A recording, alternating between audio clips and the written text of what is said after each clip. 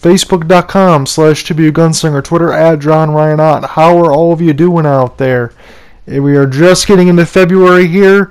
I've got enough time in with the game, so it's finally time to talk about Resident Evil 2 Remake on the PlayStation 4, Xbox One, and PC.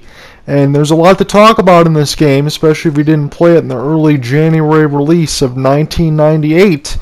It's a survival horror game starring Leon Kennedy and Claire Redfield, sister of Chris Redfield from the first game in Resident Evil.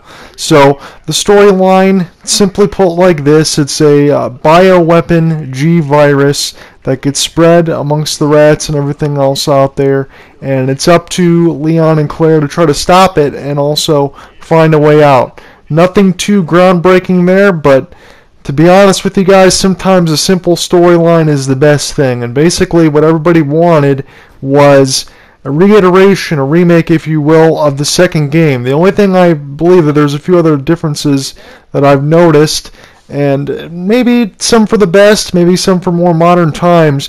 Gone is the fixed camera angles from the first, second, and third games, which, you know, you had the low polygon count of the main characters and everything else out there, so it was annotated by putting in fixed camera angles to allow it to be able to still, you know, give you jump scares from time to time and keep the atmosphere tense.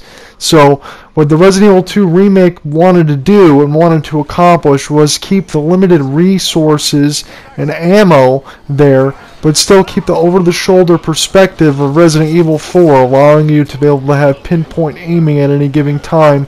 As long as you're calm and the situation assesses itself, you'll be able to get from point A to point B without too much of any problems. But I'd found out a few other things in this game that I want to talk about going forward that might be a little bit different from the original release that you remember. So, if you remember Leon and Claire, it was 2 discs on the PlayStation when it initially released, then it got ported to the N64, and it was amazing how they fit it all into a singular cart. But in the disc release, you had Leon and you had Claire. You had A and B scenarios. So if you played Leon A, you could unlock Claire B, and then Claire A, Leon B. And the B scenarios were a little bit different because the items were shuffled around, and it allowed you to tell a different side of the story with the other character that you had previously played with. And to much people's surprise, and maybe not to some of them, because Capcom had talked about it before, that they were going more for a linear storyline, not having a zapping system. Well, the zapping system was taken out, meaning that if you left items, such like the side pack of the submachine gun for one character, you know, when you started the B game, it wasn't available if you took both of those items. Gone is that zapping system, but what is kept is the A and B scenario, so I'm sure a lot of people were very happy about that. I myself was very happy about that because it was nice to see items get shuffled around and just have a little bit of a different playing experience each time all the way through. The game is very, very enjoyable, and it's pretty much the remake that you've been waiting for.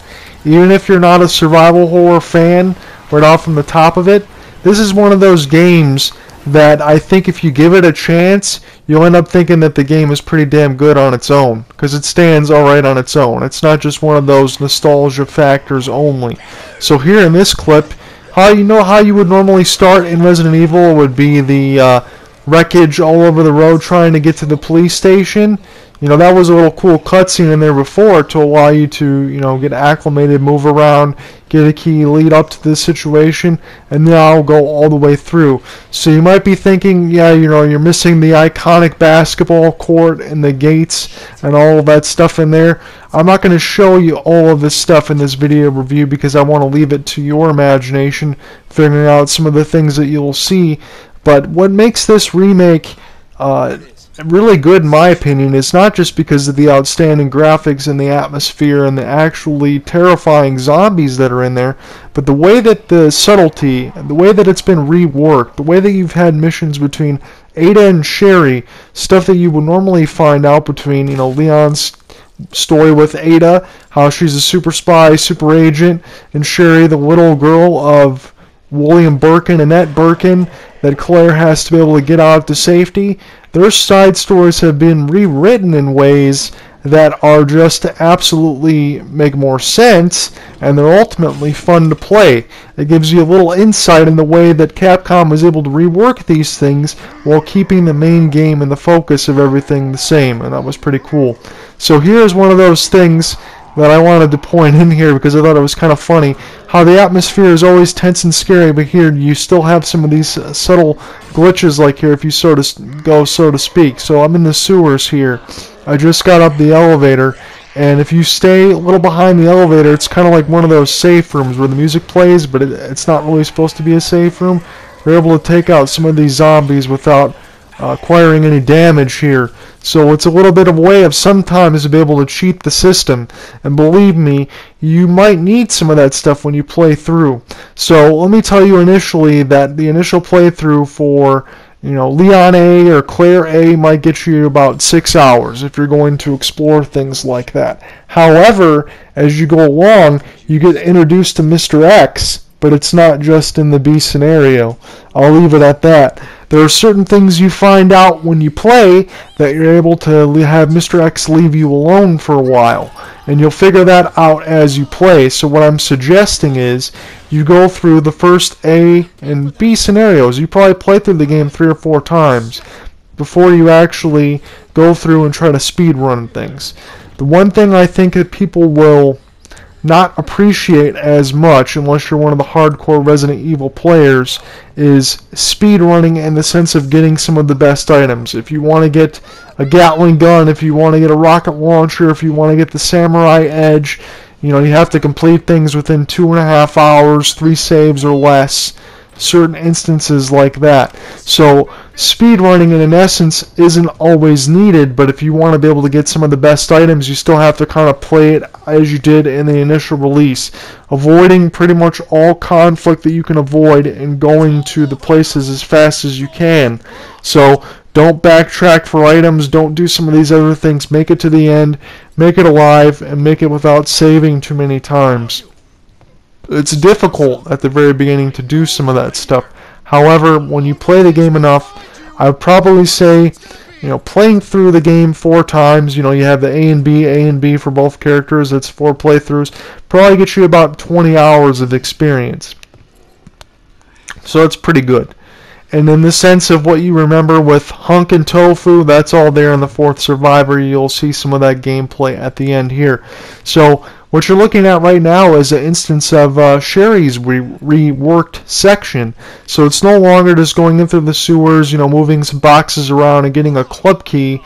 It's something to be able to, subjugate, move through her story and figure out some of the things that she had to deal with in Chief Irons. And Chief Irons is a little bit more of a lunatic in this game than the previous ones.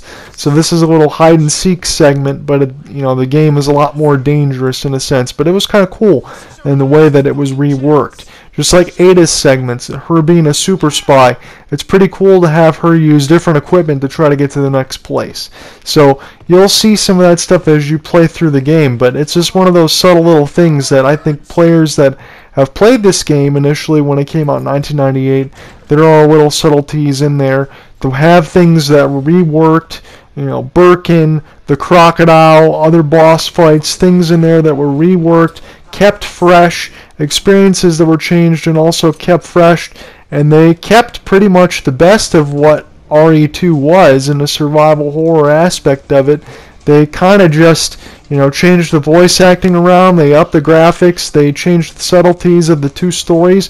You kept your experience of what you remember that made the original game great.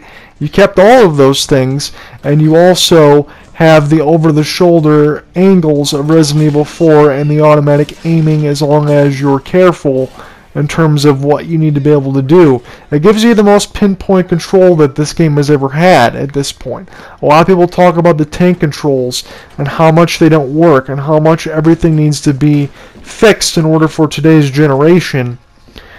And there's a lot of things that you can learn after playing this Resident Evil 2 remake that these developers, over at 101 time that I was told, have worked on this game, and they've made it the best that it could possibly be.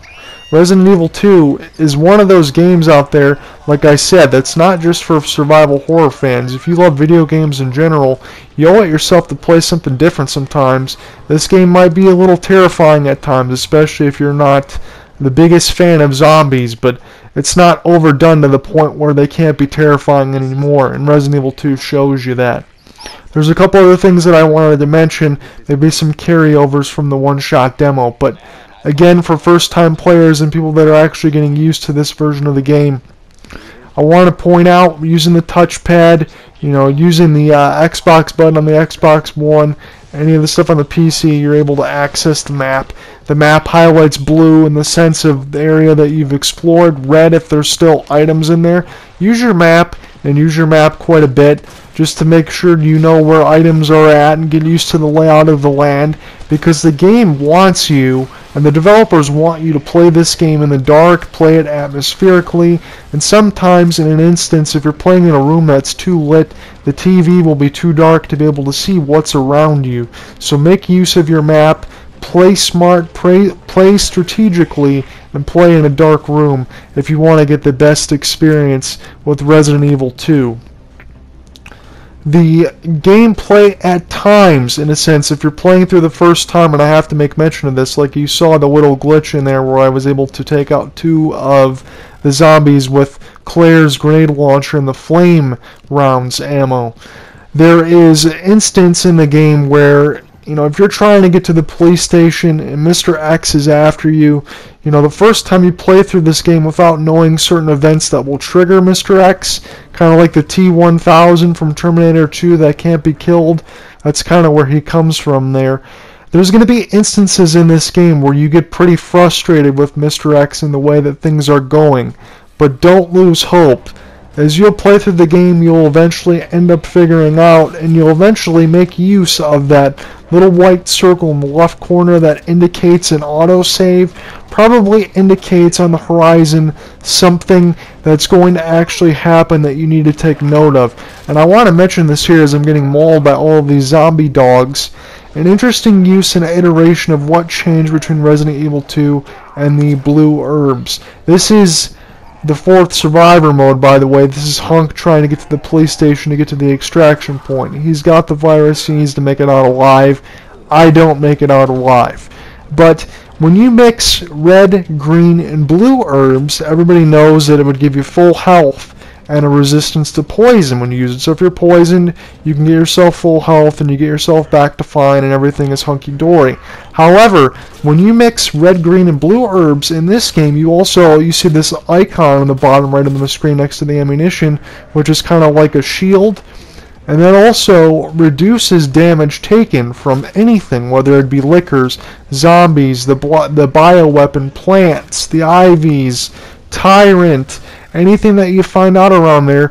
It's a really cool caveat that was thrown into the game, because sometimes you're surrounded by enemies from all angles, especially when you're playing in this mode, because your inventory is your inventory here and you're trying to make it from A to B.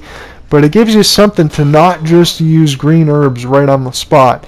You want to save those, to combine with red, not to just give you full health, but when you finally get access to blue herbs later throughout the game, it also keeps it when you combine them all, so you could probably use it when you're on danger and when you're in a lot of enemies around you, that you'll be able to get through and take subsequently less damage while being able to get to the area that you need to get to.